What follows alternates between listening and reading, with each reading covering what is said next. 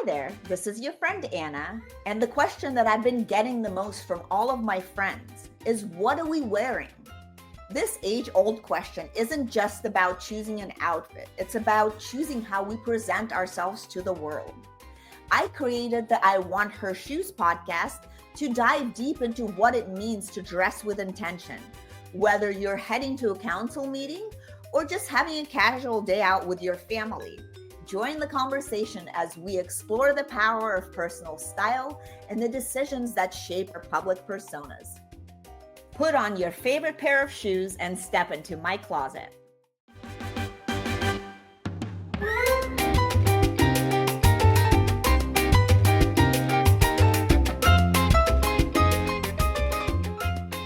Welcome back to I Want Her Shoes podcast, where we step into the lives of powerhouse women reshaping their industries and rewriting the rules.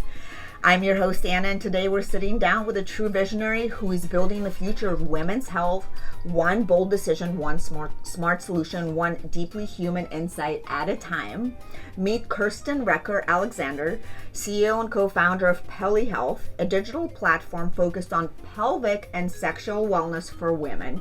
A global operator, brand architect, and strategy queen, Kerstin has led transformational work across AI, health tech, media, and mission-driven startups.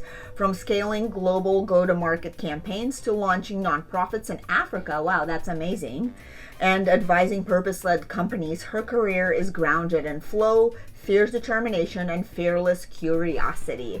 Today, she's turning her full attention to building the digital front door for preventative care and women's health, a space really long overdue for innovation, empathy, and real access. Kerstin, welcome to the show. It's so nice to have you here. Thank you so much. I'm excited to be here and all this fabulousness in you. Well, let's start at the root. Sure. Where did you grow up? What brought you to Miami? And how did you end up in this pelvic health journey? Sure. Happy. So I'm originally a girl from the Midwest. Corn-fed, beef-bred, Love as it. I like to say. Can take the girl out of the Midwest, but not the Midwest out of the girl. And from there, I went to New York City for undergrad and grad school, where I lived for almost 19 years. So I always like to say I became an adult in New York City. Well, that's the best place. Yeah, I had a lot of fun. I don't regret it. And then about 10 years ago, we moved down to Miami. I think we just both needed a change. My partner, my husband, we spent initially 4 years here, then went to Boston, had a Boston winter, and we're like, nope, we're moving back to Miami. And we've stayed and we love it from a lifestyle perspective, from a health perspective. It's just a wonderful place for us to be. And agreed. Cheers to that. Cheers to that. Yes, Miami is amazing. And fabulous people like yourself.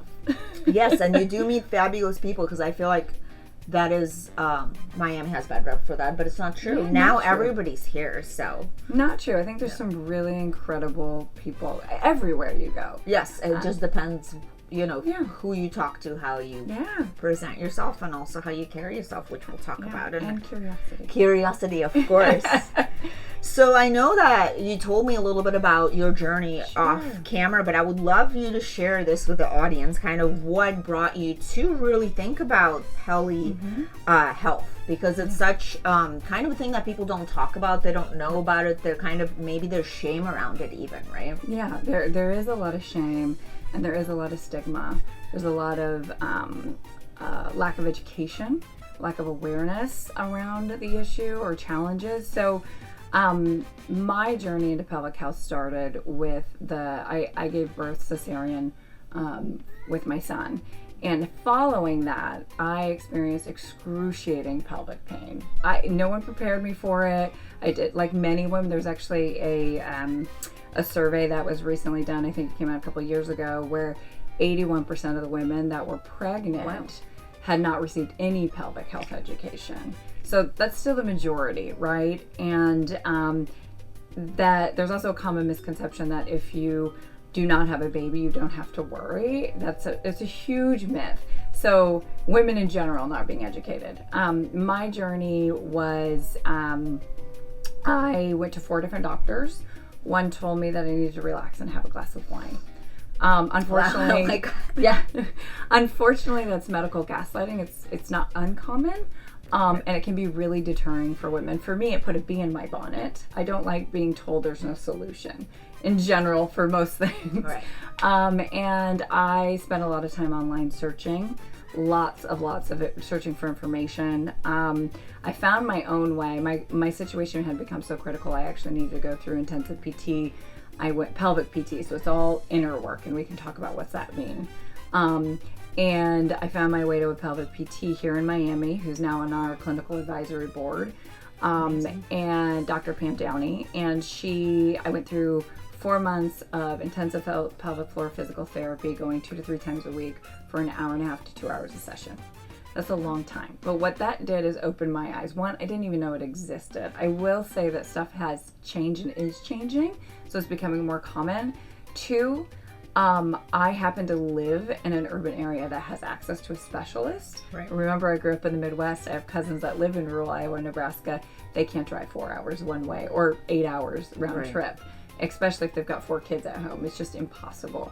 And two, I could afford it. And what I mean by that is I could take the time off of work. And two, it was out of pocket. You are seeing more cases where pelvic PT is beginning to get covered, but in many cases it's not. And if it is covered, your wait times are 9 to 12 months. Wow. So then by then, like, you're not going to probably even... I mean, or is it going to be so bad that you're going to be in pain? Yeah. What are you supposed to do? Yeah, could be all crazy. of it. And you're in the meantime of that, people are suffering mentally. There's a huge, don't quote me on this, but it's like 6 to 8 times more likely to suffer from a mental health issue if you have pelvic floor dysfunction, of which 1 in 3 women, I just want to state that is a lot, will suffer at some point in their lives. So while my journey was kind of the impetus to open up this whole world, I think I got really frustrated and wanted to make access to information, education, and finding providers. And I think one of the things that is important to state is that when you have pelvic floor dysfunction, it's not just the physical, it's the mental, your diet, it's also sexual health. And so we kind of encapsulate all of that. But I think, at the end of the day, women tend to be the CEOs of their family's health and the CEOs of their health. So they're actively seeking solutions, and I think it's just making them more accessible. Yeah, well, thank you for looking for the solution to this problem, which nobody ever mentioned it to me when I had my children. Yeah. So, people are really focused on your boobs. They're very focused on your boobs. And then I think also here, depending on where you are in the world, it moves from, the mom to the baby, and the baby's really important, but there's a whole lot of stuff happening still in your there's definitely not a lot of, like nobody's really checking it. No. So, no. Thank you for doing that. And speaking about, I know you talked about women being CEOs, and speaking about leadership, your leadership is rooted in curiosity, determination, and flow. How do those principles shape how you show up as a founder and as a woman in tech? Oh, that's such a good question. I'll go with flow, because I think flow is a really important one for me, but also just in life. We just came back from a vacation where my son went whitewater rafting for the first time. That sounds fun. And I only bring this up because I also think there's so much in nature that reflects to our lives when we kind of go out and challenge the elements. And he was just paddling and paddling, and I literally said to him, you have to stop paddling against the current. We just need to flow with it. And I know that's like a cheesy example, but I think it's like a life lesson. It's a life lesson, right? Yeah. There is, right? When there's the fight that you fight, right? And we'll talk a little bit about like running a women's health company today. But there's also like this, I think friction is good. There's good friction and there's bad friction. So you have to pay attention to like, where am I feeling this in my body? Right. And how am I pushing, water uphill? Or am I like moving with the current? It's a little bumpy right now and it's a little rocky, but this feels directionally where I should go. So that's kind of like my flow. I love that. That's beautiful. That's my flow. And curiosity, I think, I love learning. So I'm constantly like, with pelvic health, I'm like, well, why don't we learn about it? Yeah. You know, what is stopping that from happening? Why is there so much shame around it? Why is there so I get really curious about many things, including people. I want to understand them and know them, and I think the world is full of really fascinating people and problems to solve, and you know, sometimes it just starts by asking a question. Yeah, I love that. No, that's a great answer. And you've worked and lived in really amazing places like Haiti, Kazakhstan. Really? Yeah. Whoa, South Africa and France. Those are like all very different spots. How have these global experiences, and also Miami too, which is completely different from totally different. Yeah. And Boston. Yeah. And Boston and New York. Yeah. How have these global experiences influenced your approach to empathy, innovation, leadership, and also style? Like, how has that been different? Because that is such a drastic, I mean, the climates, everything. Everything. So I worked in most of those places. And for quite, like, I used to spend half the month in Kazakhstan for almost a year. Kazakhstan, wow. Yeah. And I loved it. It was so different. They're all very different, right? I think those experiences helped me to gain different perspectives. I think when you're working in different cultures and different environments, you really have to listen and you have to sit back a little bit, right? Because how you show up in Kazakhstan is not the same way you're going to show up in France, right? Yes. And those relationships take a long time to build, but we also need to take into like the cultural context, the historical context of the environment you're in. And again, that theme of curiosity, getting really curious, right? Like, I think, you know, in American culture, we can be very, we're kind of more matter of fact, I think, when it comes to business, which in some cultures can be really off-putting. And so learning to finesse that.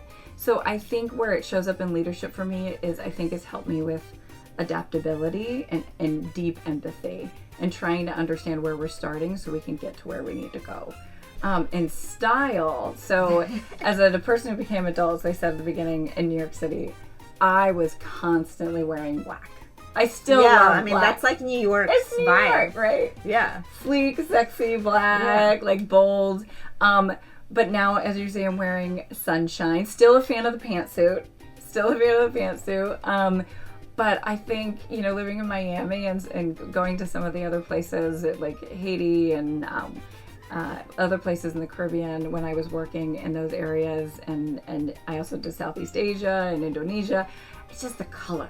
There's something about color, right? Like, bring the sunshine. Right. Yeah, the sunshine, the color. You know, that's what it makes. I feel like if there's more sunshine, you just feel better, right? Yeah, like exactly. You love color. Yes, and as you get yes. I mean, look at this fabulous closet.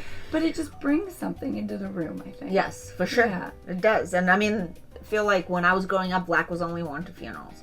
Oh, you know, it is so true. Except for New York, it's like worn all the time. Yes, exactly. New York is just like a suit, you know, like kind of like a uniform. But yeah, it's like a uniform. So. It's funny you say that because I remember when I first went to college and I kept coming back, and my mom was like, "Where are you going, to a funeral?" Yeah, because exactly. all I was like wearing is black. Yeah, because I guess that's what that's what people kind of put that color towards, right? Like, or professionalism. Yeah. I'm sure there's some like some practicality in there, right? Like, if I'm thinking about you're like constantly trousing through the streets and maybe it just doesn't look as dirty. I don't know. Yeah, exactly. It's easier to clean, you know, easier to manage. Something in there. And you've worn many hats: strategist, advisor, founder, mother. How do you prioritize and also protect your energy and stay connected to what matters most? Because that's a lot of different things. It is a lot of different things. I know you juggle a lot of things too. For me, I think, here's something I just don't believe. I don't believe that you can be 100% at all the things all the time. And so I think if you start with that understanding, you give yourself permission. Maybe sometimes your children need a little bit more attention, or your parents need a little bit more attention. And that means something might not get as much over here, but it's okay because things kind of ebb and going back to that flow, things ebb and flow and we get pulled towards where we're needed most. That doesn't mean you let something fall. But you have to lean into those moments. And in terms of calm, I'm a huge meditator. I've been meditating for I don't know, almost 15 years now. That's awesome. That's good. It's great. And it doesn't matter to me. I'm a big believer in, like, it doesn't matter if it's 5 minutes at the start or the end of your day, or some people, you know, they have an hour in the morning. I envy those people. I'm looking forward to that moment in my life. It's coming eventually. But I think, like, finding, it doesn't even need to be meditation. I think there's so much noise in our world today. From the moment we wake up to the moment we go to bed, I think just creating moments of stillness without a screen, like just a moment of stillness, a little pause where there's 3 deep breaths. I think that can always keep you grounded in whatever situation you're in, whether you're kind of having whether it's work is going nuts or families, you know, really going nuts, like finding that just 5 minutes of stillness can really shift a moment. Agreed. No, that is true. That's the truth, yes. And what's one outfit or piece that you reach for when you want to feel like bold, grounded, and unapologetically in your zone? Is there something like that in your closet? Because I know you mentioned you don't have that many pieces. So. No, that's funny, because we were talking before this. I'm a little bit of a minimalist, although I'm not as bad as I used to be. When we were speaking earlier, I told you at one point I had culled my closet down to 100 items, which seems crazy. And why is that? Is that because of like just is that sustainability? Is it just more like you didn't, like it's easier for you to actually use your clothes if you only have 100 pieces? Ease, and like I was going through this big period like of waste, whether it was like digital waste or physical waste in my life, and I was like, let's just streamline and like, if I can focus on these things, let's be really efficient about using these things. Now you're getting a little trip into my personality. Yes. But like, and I still keep it fairly minimal because I like the efficiency of like, let's get things we love, cycle through them, and then replace. That's me. Oh, and power pieces. Yes. Things that make me feel really confident. So going to that is, I've got one section of my closet that are just like my go-to pieces for that.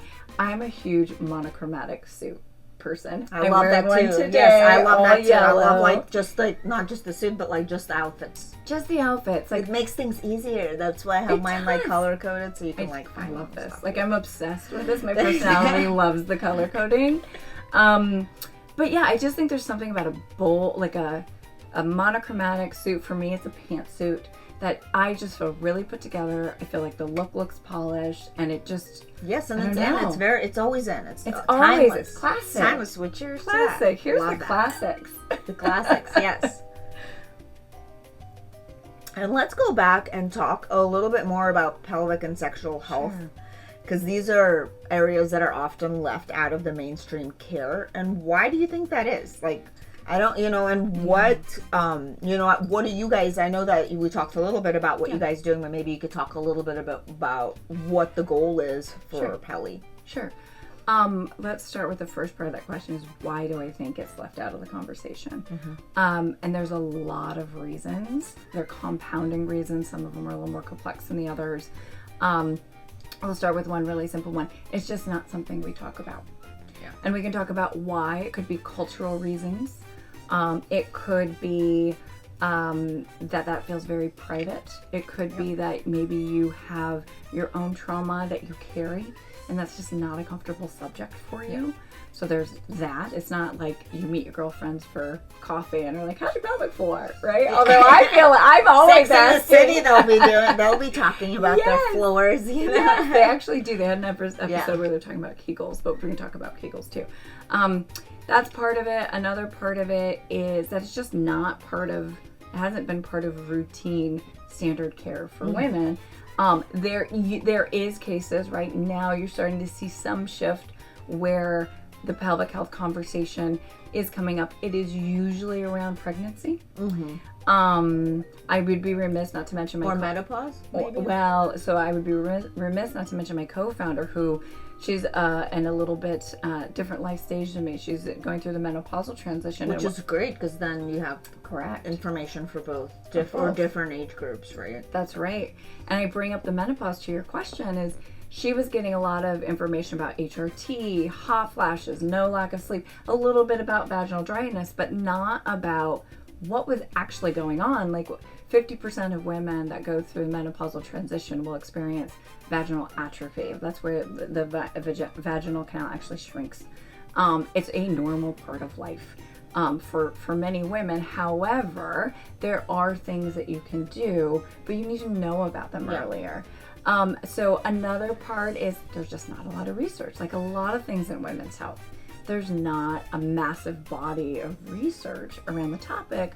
And then until now. Until now. And then there's another part of this, which is on the medical school side, right? Like some people I hear a lot of times are like, oh, my doctor doesn't know anything. Well, it hasn't been a part of the curriculum. And usually what gets into the curriculum is what's based on research. So you have this domino effect of problem that cascades into our lives and many women's lives. So that's part of the challenge that's occurring. It's part of the reason in femtech, which is the sector we're technically in, it's part of the reason why you're seeing a lot of female-founded companies, not all female-founded, but a lot of them are founded out of stories like mine, whether it's autoimmune or cardiovascular. Yeah, because isn't it true that just now, like in the last maybe couple decades, they started doing a lot more testing and like looking into women's actual issues, because before it was all like everything was done on men's data, right? Because they didn't have a lot of data for women. So they didn't, and we had, I don't remember the exact years, like 1970s, there was this study that was done, and the result of that, a lot of women that were pregnant ended up with issues with the fetus, and so there was a massive pullback too far, where women were left out of research studies. And so there's like a 30-year gap where that happened, and we can even say longer than that. That's interesting, yeah. But the rationale for doing it makes a lot of sense, but then a lot needs to shift, right? Because women are not just small men, right? Yes, that's from Mel. Well, not Mel Robbins, but who was the woman that was on her episode that said that she was really amazing? Oh, there's been Amanda Wright has been on there. There's some really phenomenal women that have been on there. Yeah, but it is true, like. From a biology, we need all kinds of different things. We need all different things. Yeah, medicine affects us different. The way we have a heart attack is different. So, well, it's really nice that finally we're looking into that. And ladies, there's a lot of opportunities for that. And I think that goes into the question for those women who are looking into like not taboo or underserved spaces. Like, what would your advice be? Yeah.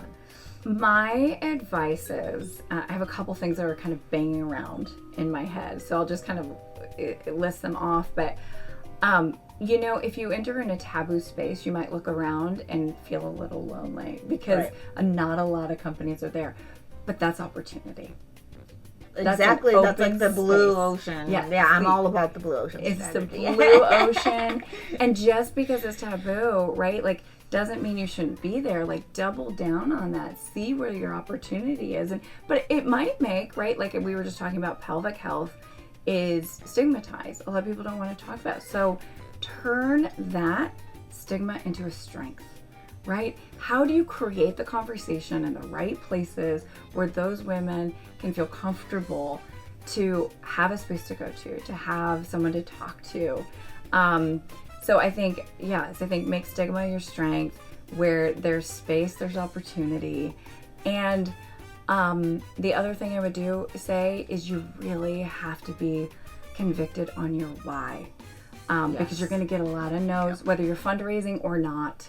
You're going to get a lot of no's, a lot of I'll share one that we got was, this happened to be while fundraising, but it could be out anywhere. And it's actually, I went to a tech event, and similar reaction was one reaction was pelvic health. Well, isn't that niche? I'm like, I don't know, a third of the population with issues, you tell me, is that niche? Maybe.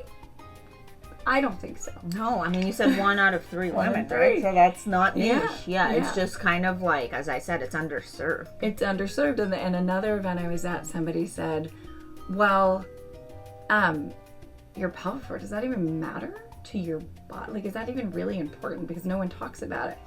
And instead of getting mad in those situations, those are an opportunity to turn it to a strength again, to educate them. Yeah, exactly. Educate. Like actually look like it's a big part of your body. It is. It's a like it literally, and we can bleep this out, but it literally is holding your shit together. Your pee, your poop, all of it. Your sexual function, your lower back strength, your hip strength, and it is a muscle just like anything else, right? Like we're at the gym pumping iron to like be toned, also have good bone health, hopefully. But all the things, you spend a lot of money on taking care of your skin. But the thing that literally holds your shit together, most of us have been ignoring it most of our lives. So no opportunities, and I think there's probably more to be done around this. More to be done. So just doubling down on that why. Really, your North Star, being really convicted in it. Yeah, that's a great answer. Thank you so much. And your energy is equal parts of powerhouse and present, which is amazing since you've been meditating for 15 years. That's beautiful. How would you describe your leadership style, both in mindset and your wardrobe as well? Mindset and wardrobe. Mindset wise, I think you hit a lot of them. I'm always curious. I'm curious about, what my co-founder has to say, to an advisor or someone we just randomly meet. I'm generally curious because those are little moments within each of those. So I think I'm curious, I'm listening all the time. I look at data, but I don't let data direct me 100%. I think you gotta have a gut. You gotta have a gut. You gotta trust your intuition, and pay attention to it. So I think that's where the meditation helps. Also, I think it keeps me very calm. Yes, right? You have very calm vibe. I love that. Fantastic. But I just think, right, like, especially starting a business, which you know very well, there are so many ups and downs. And even in corporate, I worked, almost 14 years in big corporate America, and that has challenges. So finding ways to stay grounded and have perspective, I think, is important. In style, I love efficiency, hence the minimalism, which we talked about. I don't like waste in style, nor do I like it in work. So I think always making sure, like, how can I be optimizing and more efficient? How do I lean into the things that I know work for me from a style perspective, and really quickly rid out what does not. Well, let's talk about, because you're one of the people that is so efficient that you wore the shoes, yes, and I know the people that do that, those are the super efficient minimalist ones. So tell us about these beautiful shoes that you wore, and they have it seems like they're one of your key pieces, and they've always been. They're one of my key pieces. I bought these for myself after one of my promotions, so they're not new babies, but they are my tried and true babies. For those that are not, or they're not watching, these are Gucci, these are the classic, they're the little pumps, or they're the thick heels, and they have the Gucci gold little chains in the front, and they're tan, which are timeless, and you could go timeless anywhere, anytime. They with match anything. everything. Yes. They match everything. They go anywhere. They zhuzh up an outfit. You can wear them with jeans. You can wear them with a suit. I love them. They're comfortable. And they're so comfortable. And I used to walk all the time. But the other thing, I love a block heel. And going back to what makes you feel powerful, there is something about a stomp with a block that I'm like, yes, girl. I love that. Well, cheers to stomp with a block heel. No, that's a great story, and I love the shoes. And now I'm going to ask you this quick little fire round of this or that. I'm ready. Pitch deck or product roadmap? Product roadmap. Slides and stilettos or calls and joggers? Calls and joggers. Love that. All about the health. Cape Town inspiration trip or NYC investor sprint? NYC investor sprint. Bold red lip or fresh face glow? Fresh face. Yes, that's what you always have. Global expansion or deep local impact? Ooh. This one, go local, go deep before you go global. True. Depending on what you're doing. Yes, that's true. Walk and talk brainstorm or candlelit journal session? Walk and talk what was it? Walk and talk brainstorm or candlelit journal session? Walk and talk brainstorm. However, can I caveat this one? Yeah, of course. So I just did something, which I've never been a big journaler, but I just did something over the summer. It's like a meditation practice, which is mindful writing, where you literally write for 15 minutes. every day. No agenda, just sit down and write whatever comes out. It was incredible. So like in terms of like clearing, but also uncovering. So also a big fan of that, but I would still like the walk-in right store. Love that. And burnout recovery retreat or boardroom breakthrough? Boardroom breakthrough. Yes, agreed. And Kerstin, thank you for being a force for smart innovation and soulful leadership. You're not just building a startup, you're building infrastructure for care, really, that's long been missing. Your story proves that tech, when led by heart and lived experience, can change the world, especially for us women. And to everybody listening, if you've ever felt dismissed, overlooked, or underserved in your own healthcare journey, this episode is for you, and please feel free to share it with your friends. And explore what Kerstin and her team are doing at Peli Health. We'll share the links. And remember, your voice, your wellness, and your story matter. And until next time, stay visionary, stay grounded, and remember the most powerful thing you could wear is your truth. Cheers. Yay, cheers. Thank you so much. This was wonderful. So much fun. Yay. So the last thing I'm going to ask you is to pick a pair of shoes from this closet that you would actually wear. That I would, I'd wear a lot of shoes in this closet. Okay. Let me see. Okay, It's not a rush. I can't pick 20. I can't pick 20. Just one that like would represent, you know, like you would actually have in your closet. I would actually have in my closet. Let me see these. I'm like, I know. I was thinking you're gonna pick like a thick. Pick these. I was either gonna pick these or these. The red. Yeah, I'm drawn to the red. Love it. I love the red, so I'm gonna do these. All right. Well, let's take a. Okay. You know me, my stomp with the block.